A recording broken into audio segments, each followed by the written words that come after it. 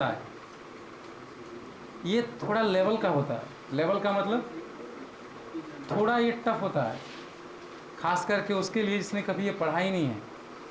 तो being a teacher, this is my personal suggestion to all of you कि आप newspaper का जो छोटा कॉलम होता है उसको क्या करो, डेली बेसिस पे फाइट करो उसको। डायरेक्ट अगर कोई एडिटोरियल को पढ़ता है या एडिटर पेज में आता है, आई थिंक ये उसके लिए कंफर्टेबल नहीं होगा, क्योंकि पढ़ना कोई बड़ी बात नहीं होता है, समझना भी इम्पोर्टेंट होता है।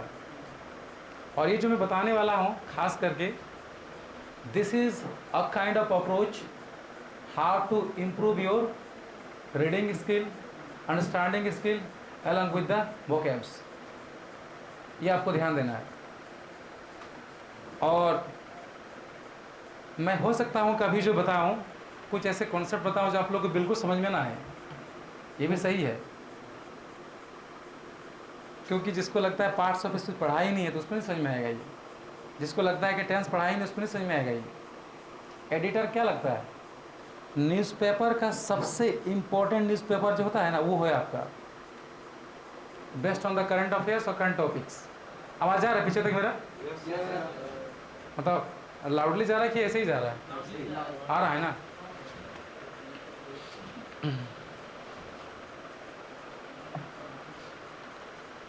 इसमें क्या क्या बेनिफिट हो सकता है, मैंने पहला क्या बताया, talking about your reading skill, the next one is talking about your understanding skill, and the next one is talking about your vocabs.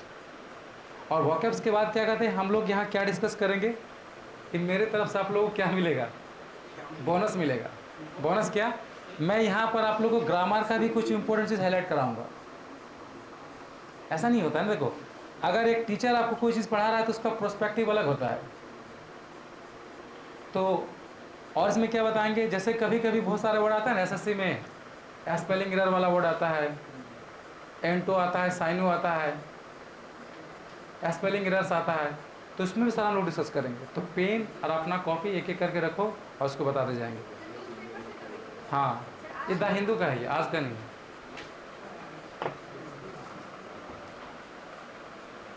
ये हो गया, चलो बैठो। इसमें सिर्फ आपको ध्यान देना है कि अप्रोच कैसे पढ़ना है। मैंने अभी क्या कहा, हो सकता है कि बहुतों को समझ में ना आए, क्यों? क्योंकि डायरेक्ट स्टैंडर्ड का बात करता है, ज़्यादा लेवल पे जाता है ये। तो लेवल को समझने के लिए क्या होता है, खास करके जो बिगिनर हो उसके लिए नहीं है ये, ऑनेस्ट मैं बता रहा हूँ। उसके लिए क्या है, हाँ, लेकिन मैं कोशिश करूँगा कि आप लोगों को क्या करूँ कि कन्विंस कराऊँ लोगों को, समझाऊँ उसको, ताकि छूटे नहीं।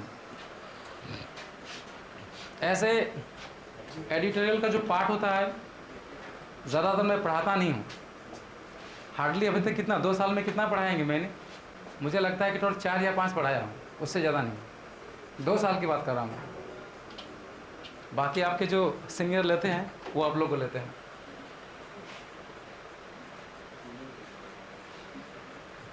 ये कुछ वर्ड्स है, पहले इसको देख लो, ठीक है, जो कि आपके उसी कंटेंट पर आपका बेस्ड है। और ख़ास करके जो नए हो उनकी एक इन्फॉर्मेशन ये है, किसी भी वर्ड का क्या मीनिंग होगा ये हम नहीं डिसाइड कर सकते और आप भी नहीं डिसाइड कर सकते। इसका डिसाइड कौन करता है? सेंटेंस करता है, या तो फिर हम जो सेंटेंस का इस्तेमाल कर रहे हैं उसका रिक्वायरमेंट या सर्कमस्टांसेस के बेस पे होता है। हाँ, यानी कि उसके रेफरेंस के मुताबिक होता है।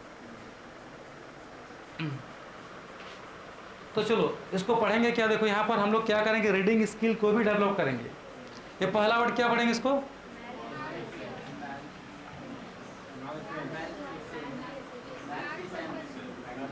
ये बहुतों को पढ़ना भी नहीं आता है। इसको क्या पढ़ेंगे, माल फिजेंस पढ़ेंगे इसको, फिजेंस। हाँ, क्या पढ़ेंगे इसको, माल फिजेंस। अब ध्यान दो, मैंने इससे रिलेटेड एक रूट वर्ड पढ़ाया है, किसी को याद है? हाथ उठा दो। हाँ बोलो रिया। इसका एक रूट वर्ड है, वो आपका मैल या मैल होता है। इसको ये क्या होता है,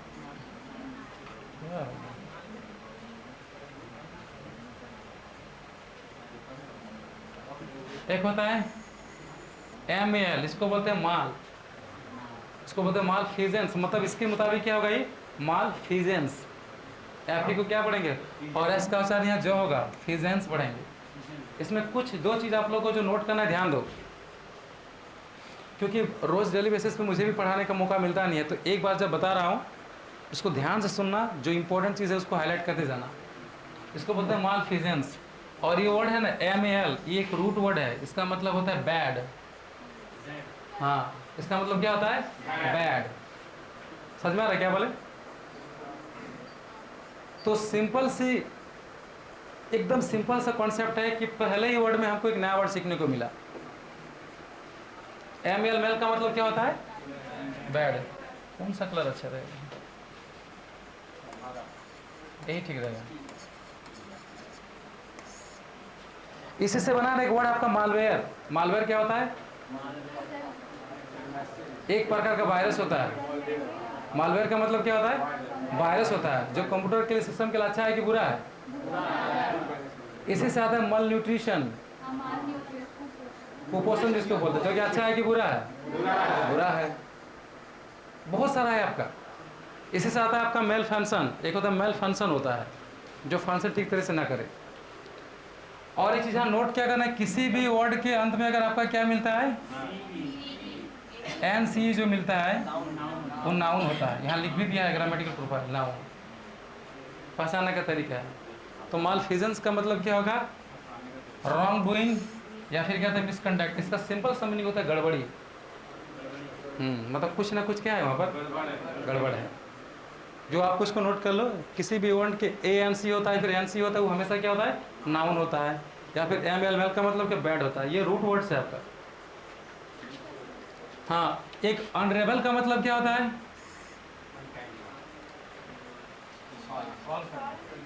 अच्छा एक इसमें रूट वर्ड है आपका UN। ऑन का मतलब क्या होता है, नॉट। जैसे होता है, इसका मतलब क्या होता है, हाँ UN, ऑन का मतलब क्या होता है, नॉट। जैसे हो गया नून, नून का मतलब क्या होता है, जाना पहचाना। और अननोन का मतलब अनजान, मतलब वो जाना पहचाना नहीं है। तो क्या होता है, UN का मतलब क्या हो गया, नॉट।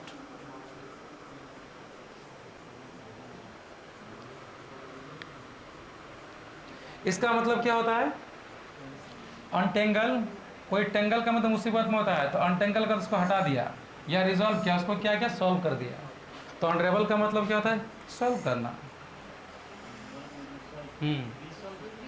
हाँ सॉरी, यही होता है रिसॉल्व, मतलब उसको हल निकालना, समाधान निकालना। इसका मतलब क्या था, हल या फिर समाधान निकालना। उसके बाद डीम, ये बहुत ही ज़्यादा इस्तेमाल किया जाना वर्ड है आपका डीम। डीम ये आपका वर्ब है, इसका मतलब होता है कंसीडर या फिर थिंक। क्या होता है इसका मीनिंग, बोले एक बार, कंसीडर या थिंक होता है डीम। ये तो हम लोग को मालूम है, लेकिन ये मालूम नहीं था। तो इस दो वर्ड के हेल्प से क्या है कि हमने एक नया वर्ड सीख लिया, डीम। और क्या है, रिप्रीव। रिप्रीव का मतलब क्या होता है, हाँ किसका, इसका, इसका मतलब, हाँ डीम का मतलब सोचना होता है। थिंक का मतलब क्या होता है, सोचना। कंसिडर का मतलब ही क्या होता है, मानना होता है या सोचना होता है। जैसे आप लोगों में 3 इडियट्स एक फिल्म थे ना, उसमें क्या करता है, वो जो लड़का सुसाइड कर लेता है, बड़ा ही मेहनत के साथ प्रोजेक्ट सबमिट करके उसको वायरस को देता है, तो क्या बोलता है वो, प्लीज़ कंसिडर इट। उसमें क्या बोलता है, प्लीज़ कंसिडर इट। तो कंसिडर का मतलब क्या होता है, मैंने जो मेहनत किया है थोड़ा सोचिए इसके बारे में। अब आते हैं नेक्स्ट में। चलो जितने भी ऑनलाइन है सारे को गुड मॉर्निंग। आवाज जा रहा है, Nikhil, Asfi, Sneha, Shweta, good morning, good morning, good morning. ध्यान दो क्योंकि सेशन बहुत ही इंपॉर्टेंट होने वाला है, क्योंकि इसमें बताने वाले हैं कि कैसे reading skill, understanding skill develop करेंगे। तो डीम का मतलब क्या आ गया, कंसिडर या थिंक। और रिप्रीव का मतलब क्या होता है, यहाँ नाउन इसका सेंस आएगा, इसका मतलब रिलीफ या फिर क्या होता है, रिस्पायर्ड। इसका मतलब क्या होता है, राहत बोलते हैं जिसको, सुकून बोलते हैं या फिर राहत। और क्या, इन द वेक ऑफ, ये फ्रेज है, याद है, मैंने अभी स्पेशल बैच में बता रहा हूँ, अभी इन लोग को बता चुके हैं लेकिन फिर भी बता दे रहा। फ्रेज का मतलब क्या होता है? और ग्रुप ऑफ वर्ड्स होता है, लेकिन फ्रेज की खासियत क्या है? इसमें सब्जेक्ट और वर्ब नहीं होता है। और क्लॉज में क्या होता है? सब्जेक्ट और वर्ब होता है। लेकिन क्या लिखे? इन द वेक ऑफ, इसका मतलब क्या होता है? फॉलोइंग या फिर एज अ रिजल्ट ऑफ, के परिमाण स्वरूप। बहुत बार हिंदी बोलने में भी दिक्कत होता है। के फलस्वरूप या क्या होता है? के परिणाम स्वरूप। और एक होता है डिजिंग। डिजिंग का मतलब क्या होता है? ये एडजेक्टिव है, पार्ट्स ऑफ स्पीच क्या है? इसका मतलब कंफ्यूजिंग या फिर अनस्टेडी। मतलब इस वर्ड को ध्यान देना, ये एग्जाम में आने वाला वर्ड है आपका, एकदम नया वर्ड है। और इसको भी ध्यान देना, डिजिंग, ये भी क्या है? ये सब तो सारे आप लोग जानते भी हो। एक ऑनरेबल भी क्या है? एक इंपॉर्टेंट वर्ड से ध्यान देना ये। हाँ, डिन नहीं तो पहले से अच्छा, नहीं तो उसको भी नोट कर लो, जो इंपॉर्टेंट है आपका ध्यान दो।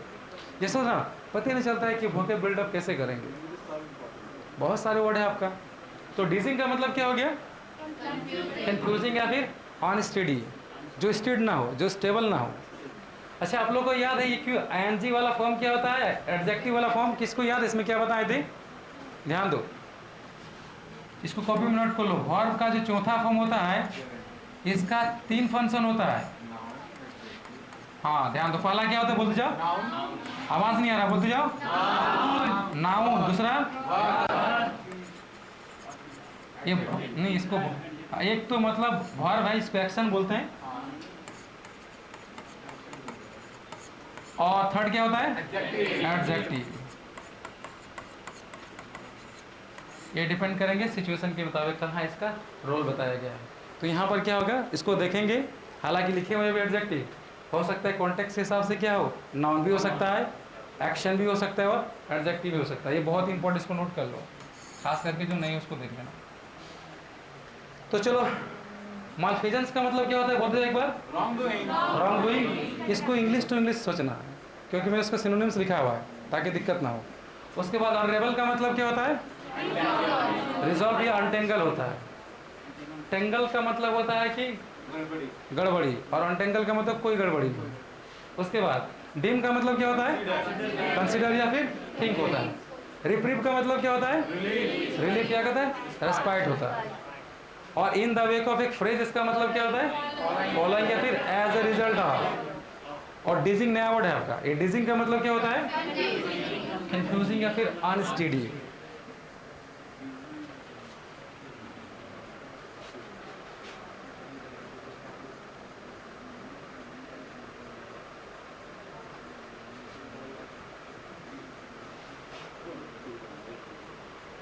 अब आते हैं नेक्स्ट में, देखो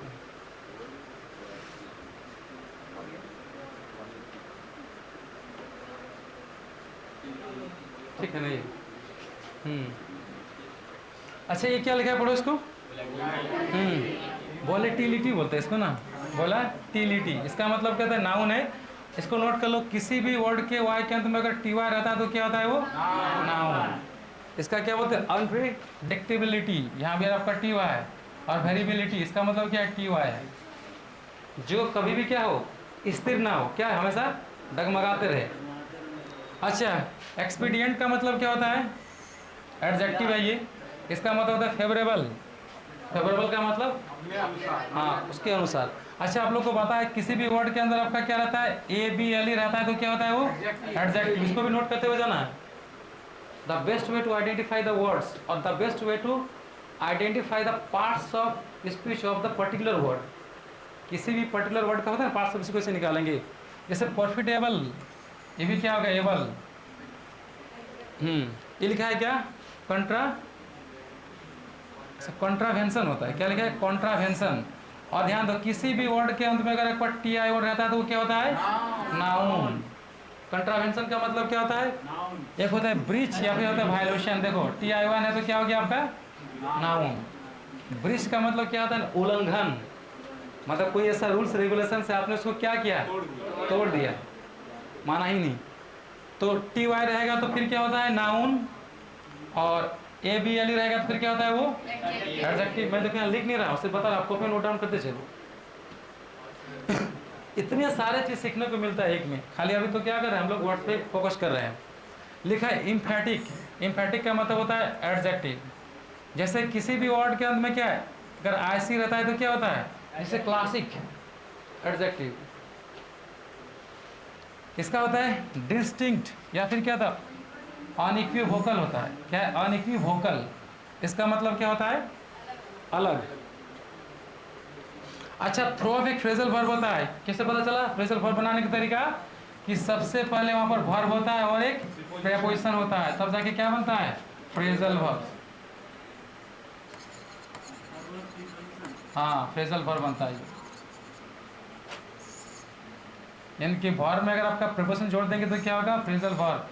इसमें एक गलती कभी मत करना, क्योंकि उसको कभी भी हम लोग तोड़ करके मीनिंग नहीं निकालते हैं। जैसे क्या लिखा है, ध्यान दो, अगर निकालते हैं, जैसे थ्रो का मतलब होता है फेंकना और अप का मतलब होता है ऊपर। ऐसा मत निकाले कि ऊपर फेंक दिए, तो कॉमेडी हो जाएगा, वर्ड्स का क्या हो जाएगा, तो फ्रेजल वर्ब का खासियत क्या था, हमेशा इसको मिला करके इसका मीनिंग को निकाला जाता है। देखो मैंने वर्ड के बगल में इसका ग्रामेटिकल प्रोफाइल भी लिख दिया, पार्ट्स ऑफ स्पीच। ये हो गया फ्रेजल वर्ब। इसका मतलब क्या होता है, टू प्रोड्यूस न्यू प्रॉब्लम्स, नई समस्याएं क्रिएट करना, या फिर आइडियाज क्या करना, प्रोड्यूस करना।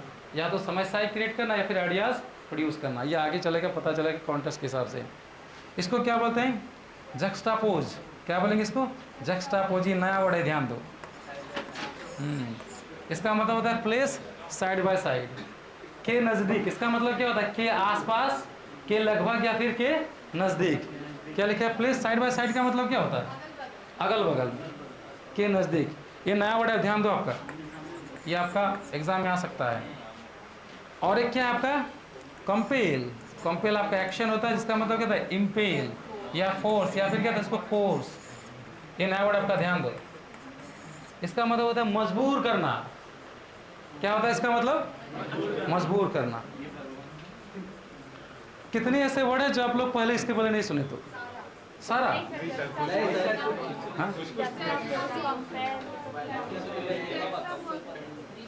कॉन्ट्रवेंशन सुने थे। इसके मैंने साथ में किया है कि उसका 2-4 सिनोनिम्स भी लिख दिया है, ताकि वो समझ में आ जाएगा वो। लेकिन यहाँ पर क्या चीज़ ज़्यादा जोर देने वाली बात है, कि किसी भी वर्ड के अंत में क्या रहेगा, कि हम उसके पार्ट्स ऑफ स्पीच को इजीली स्पॉट कर सकें। अभी मोबाइल को रखो, बाद में देखना उसको, ठीक है ना। हाँ बोलो। क्लॉज और सेंटेंस में क्या फर्क है? फ्राइडे वेडनेसडे क्लास में आती हो, स्पेशल बैच में नहीं आते हो ना। चलो मैं बता दे रहा हूँ।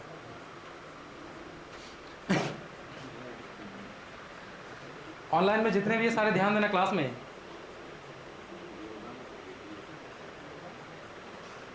देखो क्लॉज और सेंटेंस में क्या डिफरेंट है, ध्यान दो।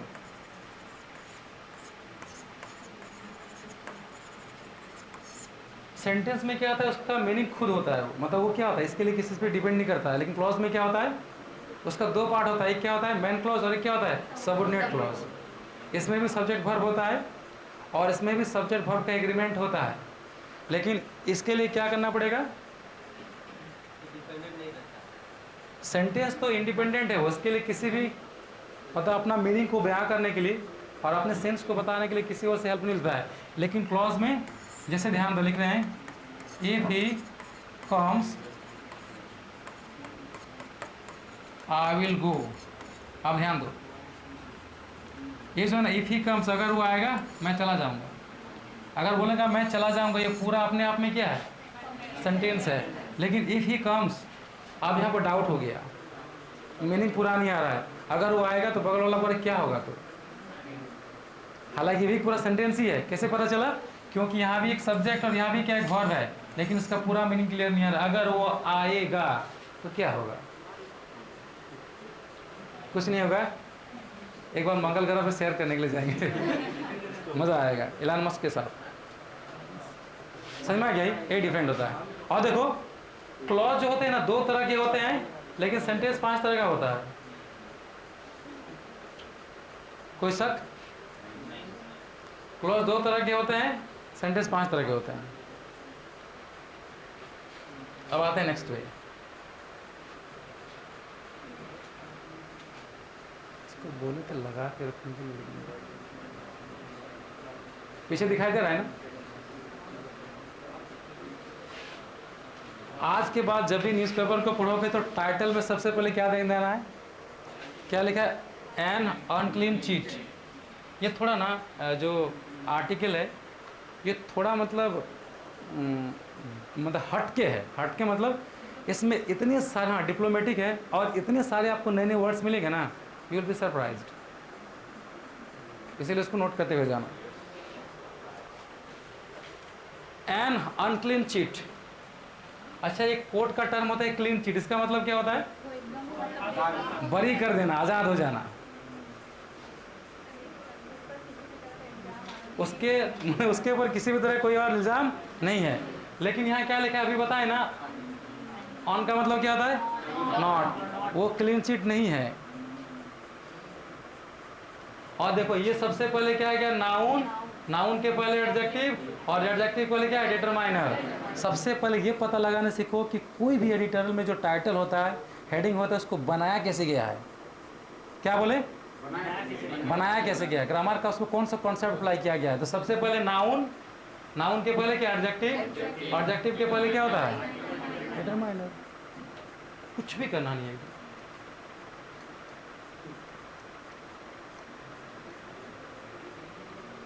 ऑनलाइन में जितने समझ में आ गया सारे को? टाइटल को कैसे लिखा है राइटर ने। अब यहाँ पर मैं बहुत ग्रामर का चीज़ को भी डिस्कस करूंगा, टेंस को भी रिवीजन करेंगे, कॉमन एरर्स को भी रिवीजन करेंगे, इडियम फ्रेजेस को भी रिवीजन करेंगे, वोकैब्स को भी रिवीजन करेंगे, कॉमन एरर्स को भी रिवीजन करेंगे, अंडरस्टैंडिंग स्किल को भी डेवलप करेंगे और रीडिंग स्किल को भी क्या करेंगे? डेवलप करेंगे। ध्यान दो, लास्ट वेडनेसडे याद है? इसको ध्यान दो, इसको नोट करते जाओ कॉपी में। जहाँ भी ये लास्ट वर्ड आता है ना, समझो कि राइटर हमेशा पास में लेके जाएगा। यानी कि इसके बाद हमेशा क्या मिलेगा? कुछ मिले या ना मिले, वर्ब टू तो होगा ही होगा। कॉपी में नोट कर लो इसको। लास्ट जो वर्ड होता है, it takes us to the past. कहाँ लेके जाता है? पास्ट में। और इसका खासियत क्या होता है? The action started in past and ended in past. इसका थ्योरी यही होता है कि वो पास्ट वाला एक्शन शुरू हुआ पास्ट में ही और क्या पास्ट में ही खत्म हो गया, तब होता है सिंपल पास्ट। और एक से ध्यान दो, जो लास्ट वेडनेसडे है ना, it indicates to the time. और वर्ड्स हमेशा जो टाइम को इंडिकेट करते हैं वो हमेशा एडवर्ब होते हैं। और यहाँ क्या है? मोर देन टू वर्ड्स है। टू और two, more than two words है नहीं, दो ही वर्ड्स है, टू और मोर देन टू वर्ड्स। तो हमेशा क्या होता है? फ्रेज। तो क्या हो गया यहाँ पर? एडवर्ब फ्रेज है। ये सच है कि राइटिंग स्किल में हम लोग सबसे पहले एडवर्ब फ्रेज को लिख करके कॉमा दे करके सेंटेंस में क्या करते हैं? सब्जेक्ट वर्ब को लिखते हैं। समझ में आ गया? क्या बोले? अब इसकी खासियत क्या होता है? एडवर्ब पूरे सेंटेंस को क्वालिफाई करता है। जब शुरू में आता है तभी क्या होता है? पूरे सेंटेंस को क्वालिफाई करता है। ये ग्रामर का नया कॉन्सेप्ट है। एडवर्ब फ्रेज में कोई डाउट है? उसको पता कैसे लगाएंगे? जब हमें रिप्लाई किसका मिलता है? टाइम का, व्हेन का। कब? लास्ट वेडनेसडे को। बहुत इसको क्या पड़ता है? वेडनेसडे। इसको क्या पढ़ा जाता है? हाँ, क्या बोला इसको? वेडनेसडे। यानी क्या? डी का नहीं होता है, वेडनेसडे। वेडनेसडे नहीं पढ़ेंगे। चलो, द सुप्रीम कोर्ट। मैंने जो ये जो कलर है ना आपका, येलो, येलो ही बोलेंगे इसको ना, येलो कलर जो मैंने अंडरलाइन किया है, ये सेंटेंस का सब्जेक्ट है। देखो, द सुप्रीम कोर्ट, आप पता है आप लोगों को सुप्रीम कोर्ट के पहले क्या लगता है? आर्टिकल द लगता है। तो द सुप्रीम कोर्ट ने क्या किया? लास्ट वेडनेसडे को ग्रांटेड। ग्रांटेड का मतलब क्या था?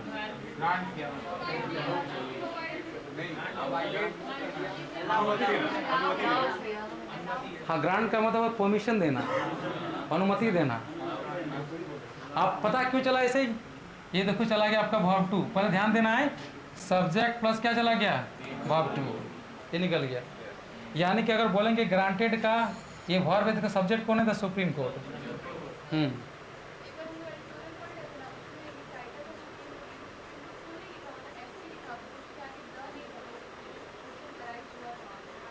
वो बाय मिस्टेक वो होता है ना, कभी कभी भी न्यूज़पेपर से भी गलती हो जाता है, ठीक है ना। हाँ, हाँ, वो बाय मिस्टेक कभी मतलब प्रिंट हो जाता है। मैंने एक दो बार नहीं, मैं भी न्यूज़पेपर लगातार पढ़ता हूँ, बराबर पढ़ता हूँ, क्योंकि भले मैं यहाँ आप लोग को नहीं पढ़ाता हूँ, लेकिन talking about my spoken classes मैं वहाँ पर डील करता हूँ सबको। वहाँ तो लिखा रहता, कभी कभी क्या होता है, लेकिन हमेशा नहीं। वो बाय मिस्टेक कभी हो जाता है, वो किसी से भी हो सकता है। वो मशीन ही है ना, हम ही लोग टाइप करते हैं ना, रोबोट तो है नहीं, AI तो है नहीं, आर्टिफिशियल इंटेलिजेंस तो है नहीं। अच्छा, क्या लिखा है, क्या अनुमति दिया, द सिक्योरिटीज एंड क्या लिखा है, exchange board of sorry exchange board of क्या लिखा है, इंडिया। इसका फुल फॉर्म क्या होता है, सेबी फुल फॉर्म होता है ये।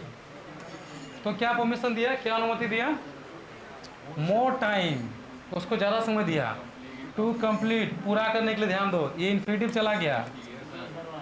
2 + वर्ब 1 क्या होता है, इसको कॉपी नोट करो, इन्फिनिटिव, जिसको नहीं मालूम है।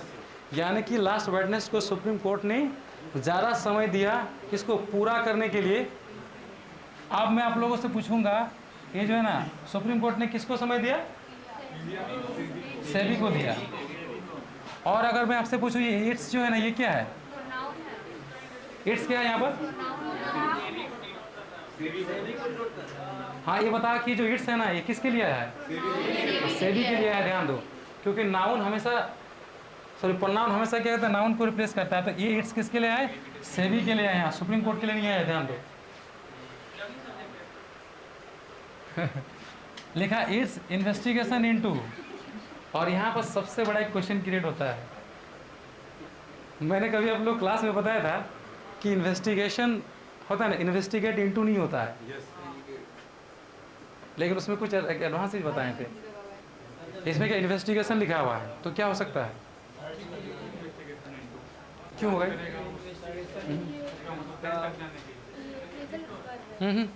इसको कोई बताएगा,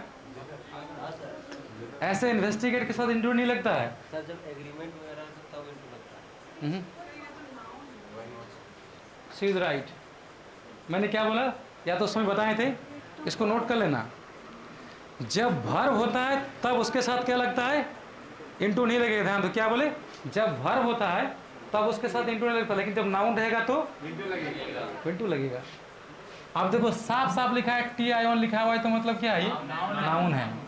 तो इसकी जो जांच थी किसमें, हिंडनबर्ग, क्या लिखा है, हिंडनबर्ग लिखा हुआ है, रिसर्च एलिगेशंस। मतलब आप लोग को मालूम है, इसमें तहलका मचा दिया था, हिंडनबर्ग ने तहलका मचा दिया था, पूरा अडानी ग्रुप को क्या किया, एकदम बैकफुट पिला दिया था। तो हाँ, सुप्रीम कोर्ट ने क्या किया है, सेबी को ज़्यादा समय दिया है। क्या बोला सेबी को कि इसमें जो है ना, आप अपना जांच को पूरा कीजिए। क्यों जांच करने के लिए बोला गया था, क्यों हिंडनबर्ग का जो रिसर्च था ना, उसमें क्या था, एलिगेशंस का मतलब होता है आरोप। मतलब कि ये जो हिंडनबर्ग का रिसर्च जो किया था उन लोगों ने, ये मालूम नहीं तो आप लोग को बता दे रहा हूँ, ये इंटरनेशनल क्या एक ऑर्गेनाइजेशन है। ये क्या करती है, दुनिया के जितने भी टॉप टाइकून होते हैं, टाइकून का मतलब बिजनेसमैन होते हैं, उन लोग का कभी कभी ना देखना, अडानी क्या क्या था, अचानक उसका क्या हो गया, प्रॉपर्टी जो था बूम कर गया। बूम का मतलब बढ़ गया पूरा हो। तो बोला कि आखिर कैसे हुआ, मुकेश अंबानी बेचारा ऐसे स्ट्रगल कर रहा है, सो उसको पंगा ले नहीं पाया, लेकिन आगे कैसे बढ़ गया, रतन टाटा आगे बढ़ नहीं पाया। लेकिन ऐसा क्या हो गया इसका, कहीं ना कहीं मतलब इसका धोखाधड़ी किया होगा ये। तो नज़र रखती है ये हिंडनबर्ग, क्या करती है, वर्ल्ड के जितने भी होते हैं ना, सबके एक पैनी नज़र रखता है वो। तो उसमें रिसर्च में क्या अच्छा एलिगेशंस क्या लगाया था, ऑफ मालफिजेंस लगाया था। मालफिजेंस को तो गड़बड़ी, देखो यहाँ पर अभी नाउन कैसे हुआ पता चलो। देखो ये ऑफ क्या है, प्रीपोजिशंस है, और प्रीपोजिशंस के बाद हमेशा नाउन प्रोनाउन नहीं हो, जिसको नोट कर लो।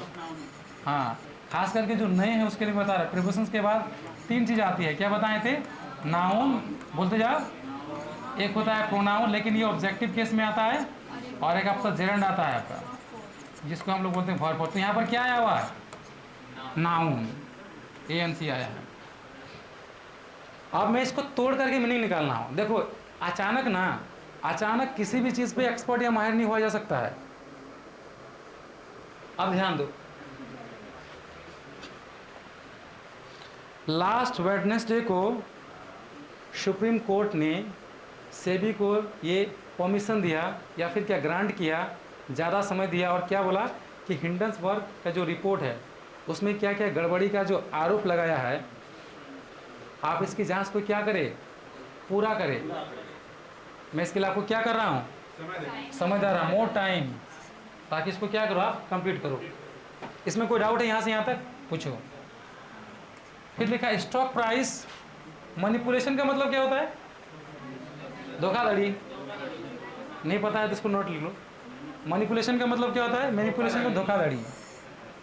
और स्टॉक का जो प्राइस होता है, देखो कुछ कुछ ऐसे टर्म है, ये क्या होता है, जैसे एक क्या आता है, सेंसेक्स आता है, और क्या होता है, निफ्टी होता है, और एक क्या होता है,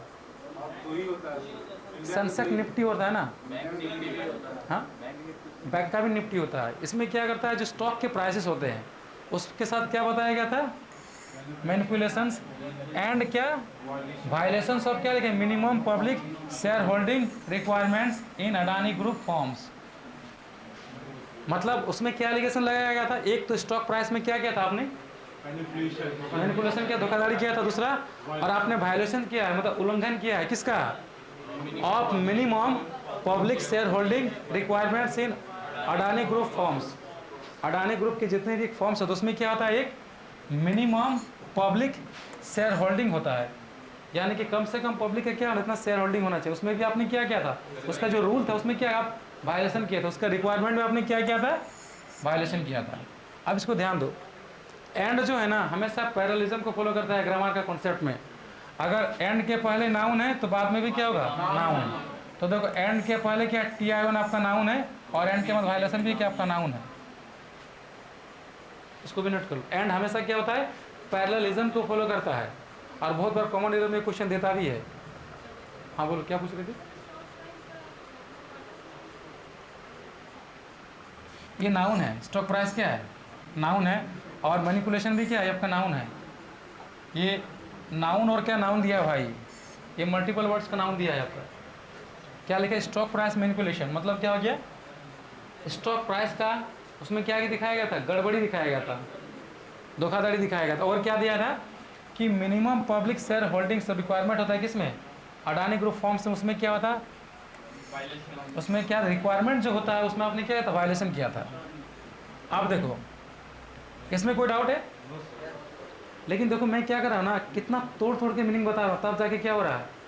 इसीलिए अगर इस लेवल तक आना है, एक दिन में पॉसिबल नहीं हो पाएगा, आप डेली बेसिस पे क्या करना, पढ़ना पड़ेगा, तोड़ तोड़ के स्प्लिट करके पढ़ना पड़ेगा वो। अब इसमें क्या क्या नोट, नया नया वर्ड आपको क्या मिला, देखो इन्वेस्टिगेशन आपका नाउन है, इसके साथ आपका इंटू लगेगा। लेकिन अगर आपका इन्वेस्टिगेशन क्या होता है, एक एक्शन की तरह काम करेगा, यानी ट्रांजिटिव वर्ब होता है, तो no preposition is required here, ये ग्रामर के पॉइंट ऑफ व्यू से। दूसरा क्या बताए थे, मालफिजेंस क्या एक नया वर्ड है, इसका मतलब क्या होता है, रॉन्ग डूइंग या फिर होता है मिसकंडक्ट, गड़बड़ी किया था। और मैनिपुलेशन का मतलब जानते हुए क्या होता है, और वायलेशन का मतलब उल्लंघन होता है, रूल को नहीं माना। तो कहाँ हमको लगता है, बताओ कि सर वर्ड्स हमको आता नहीं समझ में, आप ध्यान नहीं देते हो, पढ़ते नहीं, देखो तो अभी तुरंत आपका 2 लाइन कंप्लीट नहीं हुआ कि सारा वर्ड सबको पता चल गया। हाँ, क्योंकि कॉन्टेक्स्ट के हिसाब से आता है। और एक चीज़ क्या बताए थे, ये आदत ना एक दिन मत बनाओ।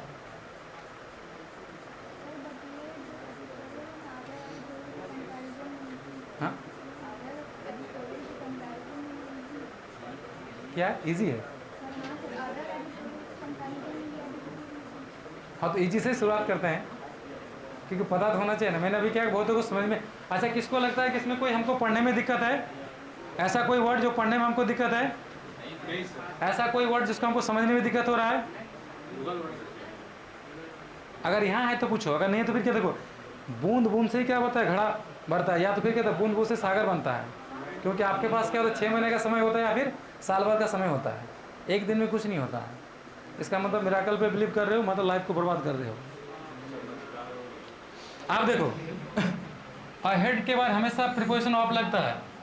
हाँ, अहेड ऑफ का मतलब क्या आता है, पहले, आगे होता है। Ahead of the court's original May to limit, हालांकि कोर्ट ने पहले क्या किया था, जो एक ओरिजिनल होता है मे टू, उसको लिमिट दिया था, यानी कि 2 मई तक क्या करना है आपको, सबमिट करना है। अच्छा यहाँ पर मे के बाद 2 क्यों लिखा हुआ है, कौन इरर वाला? यहाँ हाँ अहेड अप, यानी कि अहेड के बाद हमेशा प्रिपोजिशन क्या आता है? ऑफ आता है। और नहीं, और कुछ भी नहीं। हाँ मे टू क्यों लगता है ये? आप लोग को मालूम है इंग्लिश में डेट को कितने तरीके से लिखा जाता है? फर्स्ट मंथ होता है। तरीका कितना होता है?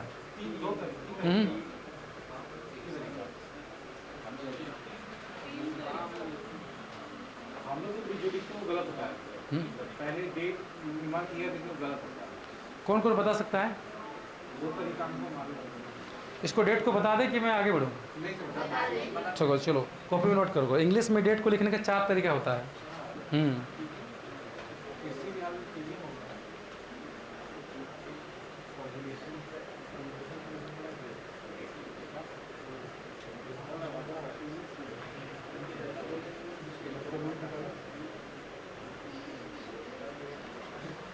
इसको मैं लिख दे रहा हूँ, यहाँ ध्यान दो। जैसे आज कितना हो गया? 7 है ना, तो सबसे पहले क्या लिखेंगे हम लोग? 7th लिखेंगे जुलाई, और उसके बाद क्या लिखेंगे? 7 जुलाई कमा देंगे, और क्या लिखेंगे? 23rd। ये पहला तरीका हो गया। और दूसरा क्या होता है नेक्स्ट? जुलाई सर। और फिर एक बार दूसरा क्या होता है? फिर लिखेंगे 7, उसमें TS नहीं लिखेंगे। क्या होता है? 7 जुलाई, फिर क्या लिखेंगे?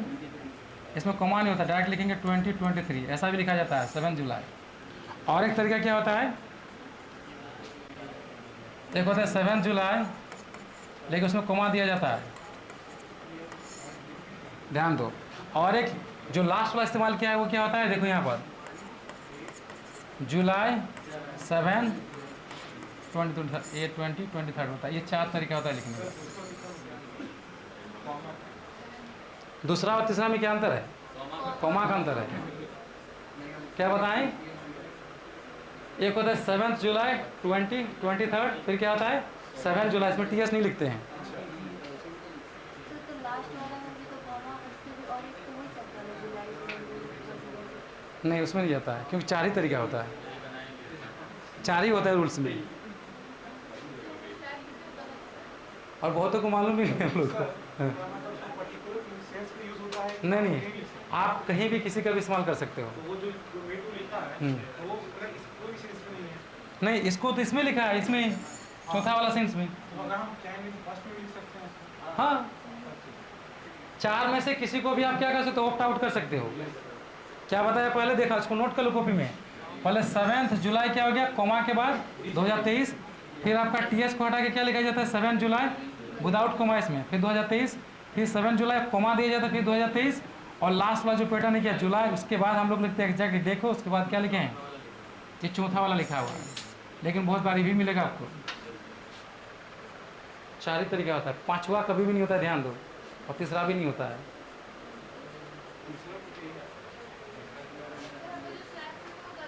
किसमें? कौन वाला? वो हिंदी में लिखा जाता है। कौन ऐसे बोल रही हो ना?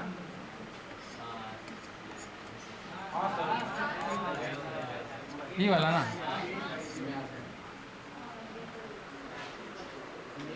गलत होता है ये। लेकिन मुझे हिंदी के बारे में उतना रिसर्च नहीं है, ध्यान दो। हाँ, लेकिन एक चीज़ समझो, जब क्या किसकी बारी आती है? इंग्लिश की बारी आती है, तो इंग्लिश में 4 ही में से एक तरीका अप्लाई करना, ठीक है। हालांकि बेसिकली आई कन्फेस दैट मुझे हिंदी में उतना इन्फॉर्मेशन नहीं है, लेकिन ये तरीका तो बिल्कुल होता ही नहीं है ऊपर वाला, ठीक है। तो मे 2 का मतलब क्या समझे? उसको लिमिट दिया था कब तक? मे 2 तक दिया था, लेकिन फिर भी क्या बोला? जाओ तुमको और समय देते हैं। सेबी को क्या बोला? लेकिन जो एलिगेशन लगाया है हिंडसबर्ग ने, किसके ऊपर? अडानी ग्रुप के ऊपर, इसका मामला पूरा क्लियर करो। हाँ, अहेड कोर्ट ने इसके पहले इसको क्या था? ओरिजिनल दिया था कि अच्छा, ओरिजिनल का मतलब क्या होता है? यहाँ असली नहीं, एकदम फिक्स्ड किया था कि 2 मई को ही आपको क्या करना है? देना है। हाँ, आपको जो भी है रिपोर्ट आपको सौंपना है। अब ध्यान दो। अब यहाँ पर एक बहुत इंपॉर्टेंट ग्रामर का कॉन्सेप्ट ध्यान दो। कॉमा है, सेबी हैड शॉर्ट लिखा हुआ है। अच्छा, शॉर्ट किसका फॉर्म होता है? ये तो सिक्का। सिक्का मतलब क्या होता है? सिक्का मतलब होता है चाहना, खोजना, ये होता है। फाइंड करना तो चाहना, खोजना, ये भी होता है। तो देखो, SEBI had short at least 6 more months, और सेबी ने इसके पहले क्या मांगा था? 6 महीने। कि हमको कम से कम 6 महीने का समय दो। अच्छा, मैं ये पूछ रहा हूँ कि राइटर ने ये पास्ट इन पास्ट में क्यों लिखा है? इसको कौन बताया? ये ग्रामर का बहुत बड़ा कॉन्सेप्ट है, आपका ध्यान दो।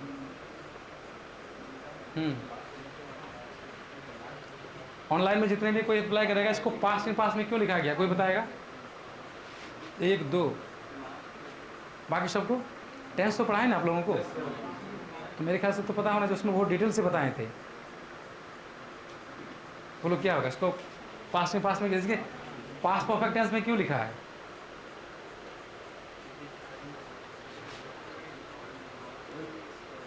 हाँ बोलो।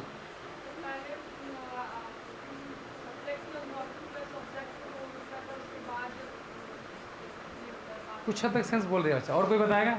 गुड, हाँ बोलो। पहले तो बात लास्ट वेडनेसडे का हो रहा है, देन उसके पहले 6 मंथ का बात हो रहा है। समझ में आ गया?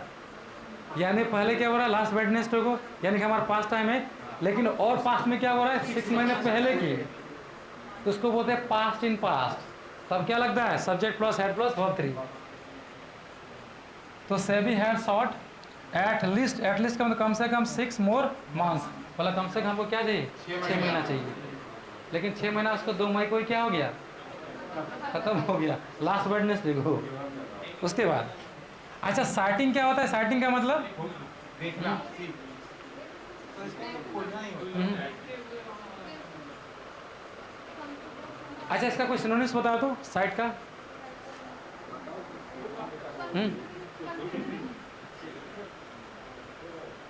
कोई बताएगा साइट का मतलब क्या होता है? अच्छा, साइट का 3 होता है, ध्यान दो। एक होता है CIT, और एक होता है SIGST, और एक होता है SIT। तीनों में क्या अंतर है?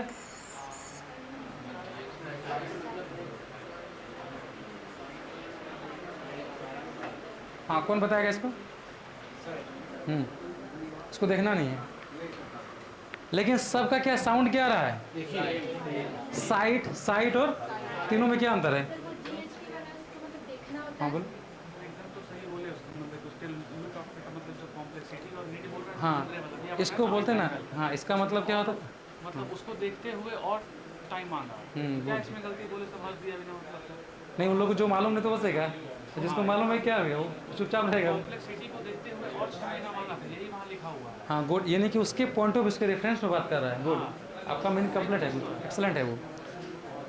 अब मैं यहाँ पर साइट से क्या बताएं? SIT साइट और SIGST साइट, और साइट का मतलब क्या होता है? इसमें तीनों का मतलब कौन बताएगा? तीनों का डिफरेंशिएट कौन करेगा? इधर से कोई?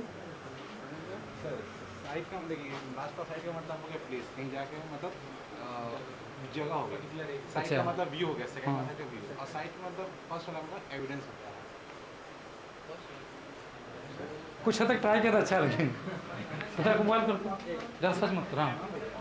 हाँ तीनों होमोनिम से सबसे पहले हम्म और तीनों का पार्ट का स्पीच अलग-अलग है।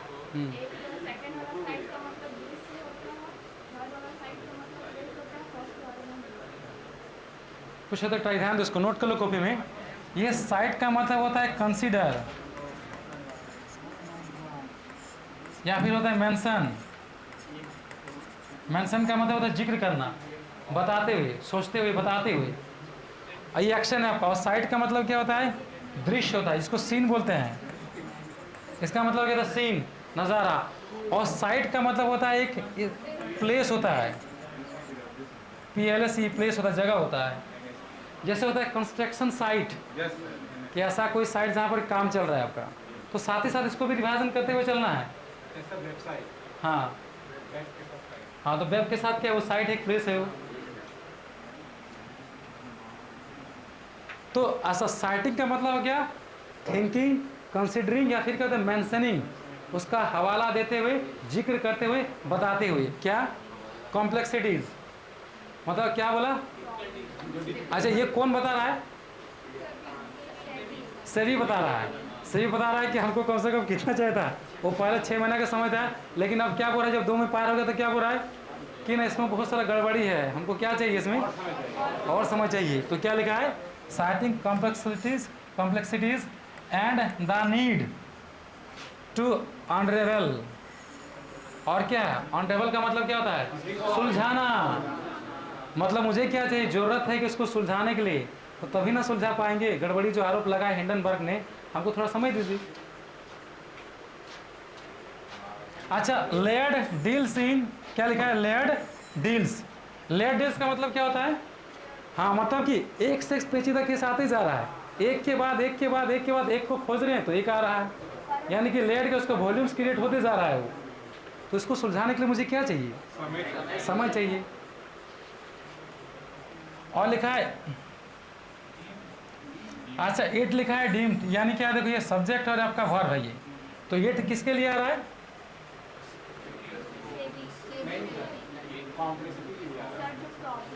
प्रॉब्लम है उसके लिए। हाँ, यानी कि जो प्रॉब्लम आया है, मतलब क्या? ऐसा लगता है, डिम का मतलब, इट डिम का मतलब इसने क्या सोचा कि कुछ लग रहा है सस्पिशियस है, कुछ शक है, इसमें कुछ डाउट है। मतलब क्या बता रहा है कि इसमें कुछ गड़बड़ियां हैं, कुछ संदेह है, डाउटफुल है। तो इसमें कोई डाउट, उसको चलो एक बार देखते हैं, ठीक है? और इतना हौच-पौच हो जाता है कि समझ में नहीं चलता एकदम। देखो इसमें सबसे पहले क्या इंपॉर्टेंट है, आपको ध्यान दो। सबसे पहले सब्जेक्ट स्पॉट करो, फिर क्या? वर्ब। चलो देखते हैं हम लोग। सबसे पहले सुप्रीम कोर्ट आपका सब्जेक्ट, उसका वर्ब क्या हो गया? ग्रांटेड। उसके बाद क्या चला गया? उसके बाद एक है, नहीं टू कंप्लीट नहीं है आपका, इन्फिनेटिव है वो। इन्फिनेटिव का काम है या तो सब्जेक्ट के रूप में आएगा तो फिर ऑब्जेक्ट के रूप में आएगा, वो वर्ब नहीं होता। उसके बाद क्या है? यानी कि सेबी क्या आपका सब्जेक्ट, इसका क्या है? साउट है आपका वर्ब, हेड साउट। उसके बाद क्या है? ईट है, ईट का क्या आपका वर्ब क्या हो गया? डीम्ड हो गया। चलो नेक्स्ट आते हैं। इसमें कोई डाउट है जो इसमें बताएं? इसमें क्या क्या बेनिफिट है आपका ध्यान दो। एक तो वोकैब्स बिल्डअप हो गया, हमारा रीडिंग स्किल भी क्या हो गया? बिल्डअप हो गया। अंडरस्टैंडिंग स्किल भी क्या हो गया? बिल्डअप हो गया। एलॉन्ग विथ मैंने कुछ कॉमन एरर बताया, जैसे इन्वेस्टिगेशन साथ इंटू लगता है जब नाउन होता है, लेकिन जब एक्शन होता है तो फिर इंटू नहीं लगता है। उसके बाद मैंने क्या बताया कि एक वर्ड है आपका मालफिजेंस, ये आपका नया वर्ड है, ये आपका हो सकता है एग्जाम में आ सके। और नेक्स्ट क्या बताए थे मैंने आपको? इंग्लिश में डेट को लिखने का तरीका। आज के बाद ना ये 4 तरीका के अलावा इंग्लिश में कहीं और 5वां तरीका नहीं मिलेगा, इसको नोट कर लेना। ये हाँ, ईयर लिखने वाला नहीं, वैसे नहीं होता है। अगर कोई लिख रहा है ना, इट इज़ नॉट, मतलब कि इंग्लिश के पॉइंट ऑफ व्यू से ये नहीं है वो कि पहले ईयर को लिखेंगे उसके बाद, ऐसा कभी नहीं होता है। हाँ, इसको टर्न कर दिया, देखो इसको टर्न कर दिया है वो अलग बात है जो डिस्प्ले करता है ना, लेकिन स्ट्रक्चर यही है वो। डेट की जब बात करें हम तब उसके बाद यही आता है। चलो नेक्स्ट में आते हैं।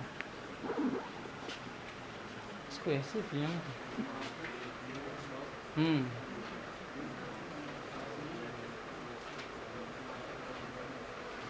क्या लिखा है? The market watch dog. ये अंडरलाइन क्या है? मतलब सब्जेक्ट है, देखो ऑनलाइन क्या हुआ है ना, इसका हिंदी क्या होगा? द मार्केट वॉच डॉग का मतलब सेबी को अच्छा, वॉच डॉग का मतलब होता है निगरानी रखने वाला। सेबी क्या करता है? हाँ, यानी क्या करता है? उसको निगरानी रखता है वो। अब यहाँ जो है ना, ये पूरा सिंगुलर है या फिर प्लूरल है, बता दो। इसीलिए वर्ब क्या जाएगा? रूल में क्या बताया? सिंगुलर सब्जेक्ट के साथ सिंगुलर वर्ब। हैज लिखा है, has now got a 3 month reprieve. इसको बोलते हैं रिप्राइव का मतलब होता है मोहलत। क्या बोलेंगे इसको? मोहलत मिला है इसको, राहत मिला है इसको, मोहलत मिला है। अब बेचारा सेबी को क्या मिला है? 3 महीने का उसको मोहलत मिला है, 3 महीने का समय मिला है। पहले तो उधर आपको क्या मांगा था? वो 6 महीना, जो कि सुप्रीम कोर्ट ने बोला कि नहीं इसको ख़त्म हो गया। क्या रिपोर्ट हमको बताओ, एलिगेशंस पूरा क्लियर करो जो लगा है। विदेश का कोई कंपनी आकर के हमारे इंडिया पे एलिगेशन लगा रहा है, इससे वो शर्म की बात क्या हो सकती है? मतलब हम लोग इतना केयरफुल नहीं है, जो चाहे सो हम करते चले। देखो वॉचडॉग जो होता है, ध्यान दो, कुछ और भी सेम गाड़ी का मतलब हाँ, यहाँ पर एक क्वेश्चन आता है, राइटर चाहता तो कोई वर्ड का इस्तेमाल क्यों नहीं किया? नेगेटिव सेंस में वर्ड लगे नेगेटिव सेंस में ले रहा है, ध्यान दो। वास्तव को क्या बोल सकते हैं हम लोग यहाँ? आप तो बोलिए सस्पेक्ट नजर रखता है निगरान रखने वाला, इसको क्या बोल सकते हैं? सर्विलेंस बोल सकते हैं। लेकिन जानते हैं क्यों नहीं लिखा है ये? सर्विलियंस या सर्विलियंस जो होता है ना, सबको पहले से ही पता है, लेकिन वास्तव किसी को पता, नया वर्ड सिखाता है। यही तो राइटर का मोटो होता है। एडिटोरियल में जो लिखता है ना, आपका कोई भी कंटेंट, ध्यान दो, कोई भी करंट अफेयर्स का जो ओपिनियन रखते हो, वो लोग हमेशा लर्न पीपल होते हैं, पढ़े लिखे होते हैं। और इसको जानता है ना, एक एडिटर को छापने में उन लोगों को कम से कम कितना पैसा मिलता है जानते हो? 70 से 80 हज़ार या तो लाख तक का भी मिलता है इन लोगों को। ये मतलब ये समझना कि आसान जब होता है, सबसे पहले आपके कंटेंट को वहाँ पर जाता है, ऑफिस में उसको वेरीफाई किया जाता है। आपका जो कंटेंट छापेंगे, लाखों पेपर में छपता है, पढ़ेंगे तो लोग एक्साइटेड होंगे, मतलब उसको मैनिपुलेट करेंगे, पढ़ करके कुछ सीखेंगे, तब ना आपका कंटेंट क्लैरिफाई किया जाता है। ऐसे लाख रुपया मिल जाएगा। अभी मिनिमम 70-80 हज़ार रुपया मिलता है एक दिन का, एक बार छपने का। हाँ, एक पेपर का जो रिटेल आता है ना, उसको 70 से 80 हज़ार रुपया मिलता है। तो क्या गधा आदमी होगा?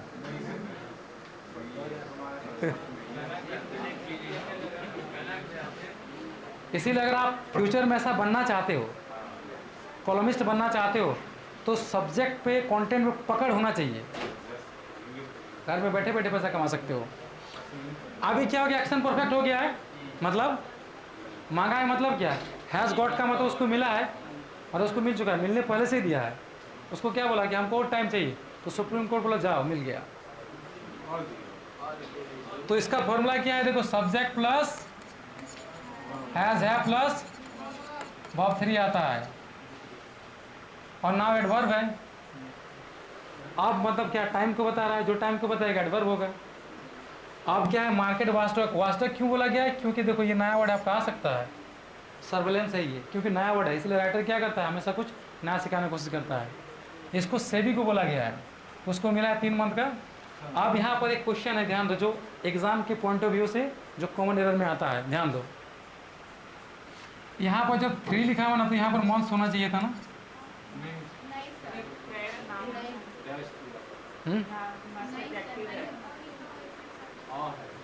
तो इसका नोट लो, खासकर नहीं, इसको ध्यान दो। मोबाइल को हमसे मत छू, यहाँ पर ध्यान दो, कंसेंट करो। किसमें? हाँ, यानी कि हैज़ अब के बाद क्या होता है? वर्ब 3 लगता है। ये गॉट क्या है? गेट से होता है। गेट का मतलब पाना होता है। हाँ, गेट का मतलब गेट से बना, गॉट बना है आपका। अच्छा, ध्यान दो, क्या होता है? ध्यान दो, सब। हाँ, नहीं, गेट गॉट होता है, गॉटन नहीं होता है। नहीं, उसको बता रहा हूँ, नेक्स्ट में जाते हैं। इसको ध्यान दो इधर, इसमें क्या बता रहे? ध्यान दो इधर, क्या बोले? यहाँ 3 के बाद मंथ्स क्यों नहीं लिखा? ध्यान दो, इसका कॉपी में नोट कर लो कि नाउन के पहले क्या आता है? एडजेक्टिव आता है, और एडजेक्टिव पहले क्या आता है? एडवर्ब आता है, और उसके बाद क्या आता है? डिटरमाइनर आता है। हाँ, ध्यान दो, ये इसको बोलते हैं रिप्रीव, बोलते हैं इसको। रिप्राइव क्या मतलब क्या हो गया? इसका मतलब क्या होता है? मोहलत, राहत, यहाँ बोलते हैं रेस्पाइट या रिलीफ बताए थे।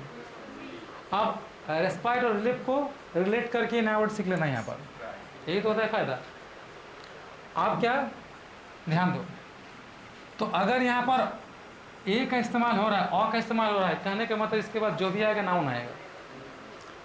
तो यहाँ पर अगर आपका नाउन आ गया है रिप्रीव, तो क्या नाउन हो गया? नाउन के पहले एडजेक्टिव, उसके बाद एडवर्ब। और आप लोगों को मालूम है कि एडवर्ब और एडजेक्टिव में कभी भी यस और यस नहीं लगता है, मॉडिफायर का काम करता है। इसका रीज़न क्या है? क्या बताएं?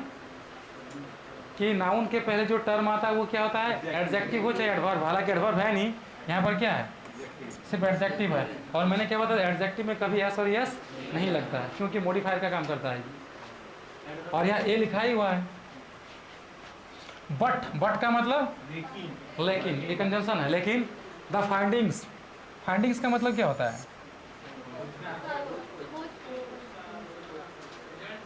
रिजल्ट्स होता है। यहाँ पर क्या होता है? नतीजे जो आया, कॉन्सिक्वेंसेस जो होता है ऑफ 6 मेंबर। हाँ, द फाइंडिंग्स तो फाइंडिंग्स यहाँ पे जेरन दे गया। जरन नहीं होगा, नाउन नहीं है वो। क्यों? क्यों? हाँ नहीं, यस लगा हुआ है ना यहाँ, और जरन में कभी यस और यस नहीं लगता है। इन्फिनिटिव में और जरन में कभी यस और यस नहीं लगता है। तो सर ये फाइंडिंग्स ये नाउन है, तभी ना इसके पहले क्या लगा है, आर्टिकल लगा है। तो यहाँ पर रिजल्ट्स होगा। हाँ यहाँ क्या होगा, रिजल्ट्स। द फाइंडिंग्स ऑफ क्या लिखे हैं, 6। हाँ नहीं, उसमें इनबिल्ट है वो। क्या सर? इनबिल्ट है? हाँ एस क्या है उसमें, इनबिल्ट है वो, ओ मतलब वो फाइंडिंग्स अलग से नहीं है। आपका ध्यान देखिए, क्या है, इनबिल्ट है ये। इसकी एक नया बॉडी है सर। हाँ उसके बाद क्या लिखा है, ऑफ है, क्या लिखा है, of a 6 member expert panel. Panel का मतलब वो क्या होता है, ग्रुप ऑफ जजेस। ग्रुप ऑफ जजेस। तो क्या है, लेकिन क्या होगा कि जो इसमें 6 मेंबर थे, एक्सपर्ट मेंबर थे हम लोग। आप फिर देखो यहाँ पे फिर कॉन्सेप्ट वही लिखा है कि 6 के बाद जनरली क्या होता है, जनरली हम लोग मेंबर्स लिखते हैं, लेकिन यहाँ क्या है, नहीं होगा। क्यों? क्योंकि यहाँ पर ओ आ गया है, डिटरमाइनर। तो यहाँ पर पैनल लिखा ही हुआ है आपका, एक्सपर्ट पैनल है ना आपका। तो यहाँ पर क्या है, ये एडजेक्टिव का रूल मॉडिफायर है। तो मॉडिफायर जो एडजेक्टिव होता है उसमें यस और यस नहीं लगता है। तो हाँ एक्सपर्ट पैनल एक पूरा का पूरा नाउन है आपका। आप लोग को पता है नाउन मल्टीपल वर्ड्स का भी होता है, ठीक है। तो expert panel, sorry expert panel, expert तो यहाँ पर क्या है, एडजेक्टिव है ये, और पैनल क्या आपका नाउन है। नाउन के पहले एडजेक्टिव, और फिर एडजेक्टिव के पहले क्या, एडजेक्टिव। उसके बाद और 2 एडजेक्टिव क्या बोलते हैं, इसको एडजेक्टिव फ्रेज कहा जाता है। इसको क्या बोलते हैं हम लोग, एडजेक्टिव फ्रेज कहा जाता है। तो क्या लिखा है, टास्क का मतलब क्या होता है, बाय द सुप्रीम कोर्ट। इन्हें टास्क का मतलब होता है काम देना। तो इन लोगों ने क्या किया था, मतलब सुप्रीम कोर्ट ने उनको टास्क दिया था to review Indian securities markets overall regulatory and investor protection framework. अब यहाँ देख लो, इसको ऐसे पढ़ते जाओगे समझ में नहीं आएगा। तो क्या बोला था, उसको टास्क क्या दिया था, ये जो फाइंडिंग्स है ना, जो 6 मेंबर का है, जो पैनल बनाया गया था, और इसको सुप्रीम कोर्ट ने क्या दिया था, टास्क दिया था। क्या टास्क दिया था कि आप इसको रिव्यू कीजिए, जो गड़बड़ी आ रहा है। रिव्यू का मतलब क्या होता है, वापस से मतलब उसको अवलोकन करना, फिर से क्या करना, उसको इन्वेस्टिगेट, हाँ एग्जामिन करना, उसको एग्जामिन करना। किसका, कि इंडियन का जो सिक्योरिटीज़ है, प्रतिभूति बोलते हैं इसको ना, क्या बोलते हैं प्योर हिंदी में, प्रतिभूति कहा जाता है ना। सिक्योरिटीज़ मार्केट्स ओवरऑल, पूरा का पूरा मार्केट का जो होता है, ओवरऑल का मतलब क्या, पूरा का पूरा, जिसके अंदर क्या आता है, रेगुलेशन आता है, नियमावली जिससे संबंधित है। फिर क्या लिखा है, इन्वेस्टर, जितने भी निवेशक आते हैं। अब देखो ये क्या बताया, एंड पेनलिज्म का मतलब इसके पहले नाउन और इसके बाद क्या आपका नाउन। प्रोटेक्शन फ्रेमवर्क, जो मतलब फ्रेमवर्क का मतलब है जिससे रिलेटेड वो काम करता है, जिसको सुरक्षा के रिलेटेड वो काम करता है, इसके प्रति आप क्या कि इसको रिव्यू कीजिए, एग्जामिन कीजिए। क्यों, अब ये फ्रेज चला, इन द वेक ऑफ का मतलब क्या होता है, फॉलोइंग पता था, एज ए रिजल्ट ऑफ। जैसे कोई पैनल बनाया, उसको रिव्यू किया, तो रिव्यू में कुछ नतीजा आना चाहिए ना। तो इन द वेक ऑफ क्या हो गया, हाँ इन द वेक ऑफ क्या हो गया, the dizzying volatility in Adani group stocks prices. उसमें क्या बताया गया था कि अडानी ग्रुप का जो स्टॉक्स प्राइसेस है उसमें क्या बताया गया था। डिजिंग का मतलब क्या बताए थे, कंफ्यूजिंग, मतलब ऐसा रिव्यू आ रहा है जिसमें कंफ्यूज कर रहा है, मतलब स्थिरता नहीं आ रही उसमें। वोटालिटी का मतलब क्या हो रहा है, बार बार कंफ्यूज हो रहा है, मतलब कुछ ना कुछ गड़बड़ी है इसमें। रिव्यू किया तो क्या पता चला, गड़बड़ी है इसमें। अच्छा, इन द वेक ऑफ का मतलब क्या, फ्रेजल वर्ब फॉलोइंग होता है या फिर एज ए रिजल्ट ऑफ होता है।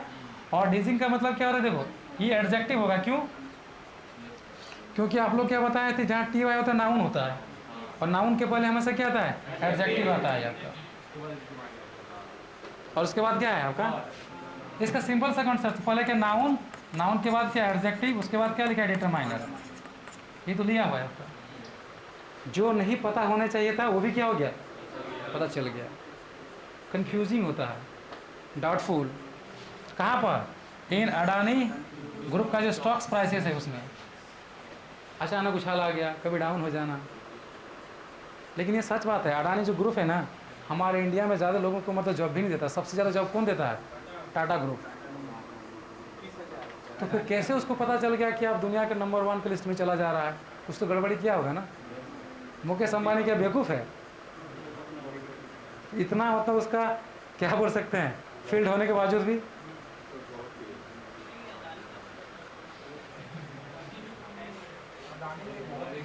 चलो ये राइटर का देखो, राइटर जब भी लिखता है ना उसमें क्या लिखता है, देखना कि हिंदी में क्या लिखता है, ये लेखक के अपने विचार है।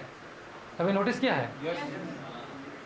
इसलिए लेखक को तुम बोल नहीं सकते, तुमको कुछ आता नहीं है, तुम कुछ सीख लो पहले, ये बोलने का आपको हक नहीं है, क्योंकि खुद लिख देता है क्या, ये लेखक के अपने विचार है। तुम्हारा कोई और विचार हो सकता है, तुम अपने पास रखते हो। आप देखो ये जो लिखा है ना डू नॉट, ये डू नॉट किसके लिए आ रहा है बताओ?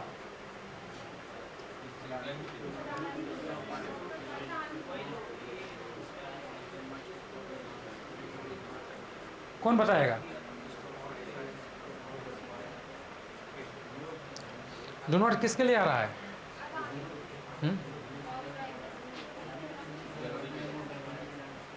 इसको भी सर्च करना है, क्योंकि राइटर लोग बार बार कोमा कोमा देता है वो।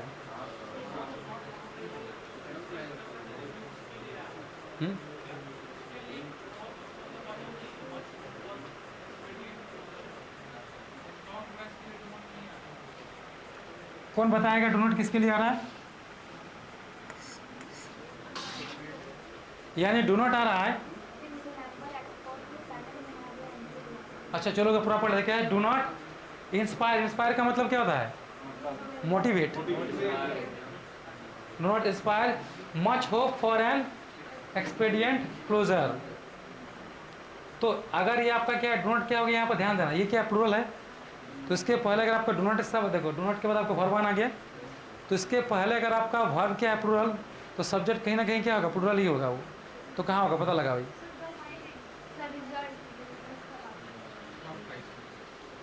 ऑनलाइन में कोई है इसको बताएगा?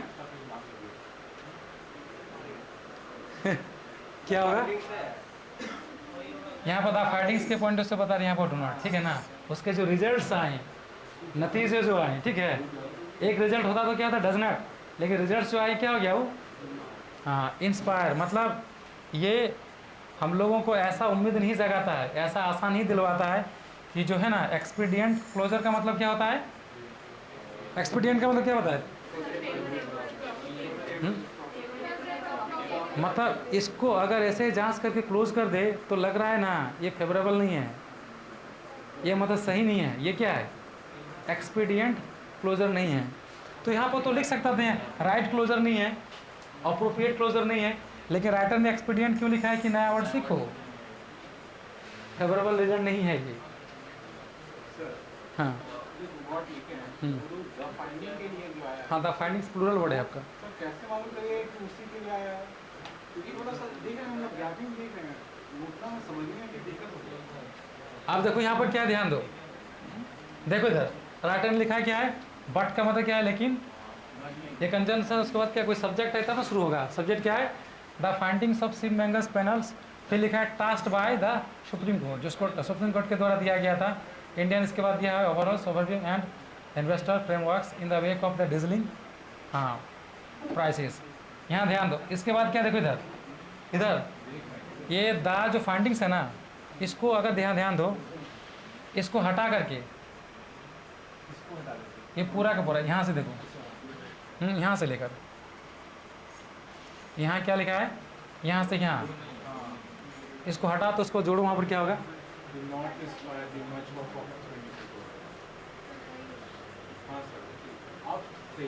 ये राइटर लोग ऐसे ही करता है। वो क्या करेगा, कोमा दे दे के क्या करेगा, सेंटेंस को काट काट के क्या करता है, और लंबा करता है, और बात को बीच में लिखता है हम लोग। हाँ वो अलग सेंटेंस, इसको हम लोग कहाँ कर सकते हैं, इसके बाद लिख सकते हैं, यानी क्लोजर के बाद क्या कर सकते हैं, फिर इसको tasked by the Supreme court, जो उसको हम लोग पीछे लिख सकते हैं। हाँ ऑफकोर्स ऑफकोर्स, इसीलिए बोलते हैं ना, देखो इसीलिए हम क्या बोले कि सब्जेक्ट को पता लगाना, वर्ब को पता लगाना क्यों जरूरी है। जैसे यहाँ पर लिख रहे हैं डू नॉट इंस्पायर, ये आपका क्या वर्ब है, तो सब्जेक्ट कहीं ना कहीं होगा ना, तो कहाँ है ये, द फाइंडिंग से ये फायदा होता है। नेक्स्ट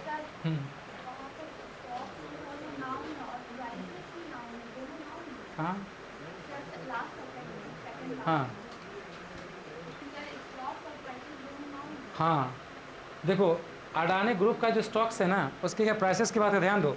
अच्छा, ये किसी को मालूम है यहाँ पर एपोस्ट्रॉफी एस और एपोस्ट्रॉफी में क्या अंतर है? यस सर इधर यहाँ जो लिखा है ना, यहाँ पर एपोस्ट्रॉफी क्यों लिखा है, एपोस्ट्रॉफी एस क्यों नहीं लिखा है, कोई बता सकता है? हाँ तो कौन उठाएगा? ये सब बहुत इंपॉर्टेंट है, 1 2 बस काउंटेड हैंड्स है।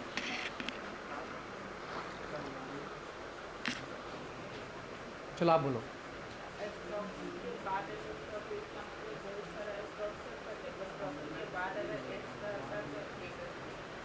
गुड, और कोई बताएगा? हाँ बोलो आप। हाँ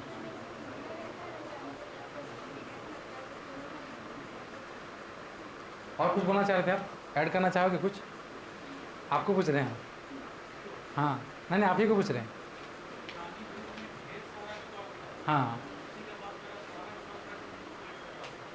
समझ में क्या बोला? ये जो स्टॉक है ना, देखो स्टॉक अगर होता तो क्या होता, हम लोग एपोस्ट्रोफी एस लगाते, क्योंकि एक स्टॉक के बाद था, लेकिन अडानी ग्रुप का एक स्टॉक नहीं है। कहाँ रिफाइनरी, कहाँ क्या, किसमें क्या लगाया इसमें। मतलब किसी भी अगर ना, इसको देखो इसका लॉजिक है, किसी भी नाउन के अंत में अगर आपका एस रहता है तो उसको पोसेसिव बनाने के लिए सिर्फ एपोस्ट्रोफी लगता है। हाँ एपोस्ट्रोफी एस लगता है। और मान के चलो देखो पीपल है, ये ध्यान दो पीपल है, लेकिन है प्लूरल ये, लेकिन एस से एंड नहीं हो रहा है, तो क्या लगेगा यहाँ पर? तो यहाँ पर लगाएंगे एपोस्ट्रोफी एस। इसमें एस से एंड नहीं हो रहा है, लेकिन क्या दे रहा है? सेंस प्लूरल का दे रहा है। लेकिन अगर ऐसा कोई नाउन है जो क्या हो रहा है, एस से एंड हो रहा है और क्या दे रहा है? प्लूरल सेंस दे रहा है, तो सिर्फ क्या लगेगा?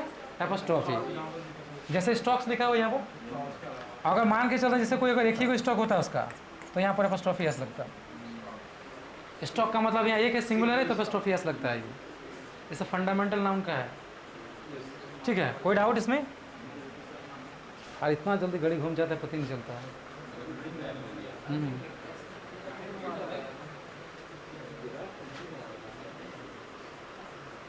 ये इसको बोलते हैं this is the best approach, this is the best way to deal with the editorial. वही तो बोल रहे ना, 1 महीना पढ़ा, डेवलप हुआ कुछ आदत, 2 महीना पढ़ा, तीसरा महीना जानते हैं क्या करेगा? रजनीकांत का रोबोट बन जाएगा ऐसा करके। या डन। तो वो तो जल्दी होगा नहीं। अभी थोड़ा थोड़ा क्या कर रहे हो, धीरे धीरे करके पढ़ो, समझ के पढ़ रहे हो, उस समय क्या होगा? तब उसमें तो और कुछ मजा नहीं। देखो यहाँ देखो, इधर किसी ने पूछा, देखो मार्केट यहाँ क्या है? एक मार्केट है, इसलिए एपोस्ट्रोफी एस लग दिया, क्योंकि इंडियन सिक्योरिटी का एक ही मार्केट है ना, सेबी है वो, इसीलिए क्या लगा? एपोस्ट्रोफी एस लगा। मार्केट्स रहता तो क्या होता है?